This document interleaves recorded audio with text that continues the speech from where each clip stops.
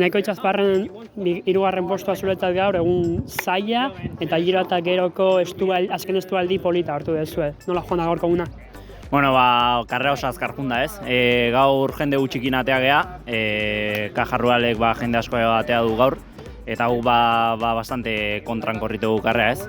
Eskapada hundian sartu dugu mintik eta Arakama, baina ni atzen egon, eta orduan hasi naiz atzetik abaltxizketan atakatzen, lortu ez sartzea, baina ja mulo aurretik zeon. Jungea Arakamakin bidean estutzen, urkila galdera, baina ez da izan erritmo oso fuertea ze ja nekatuta gauden ez. Eta hor ja gora jarri egu erritmoa, mintegiko oso lan hona du, hurbildu asko eta ja bera gertu gatu da, baina bueno, ez dugu garaipena hartu. Eskerrik asko. Zuri.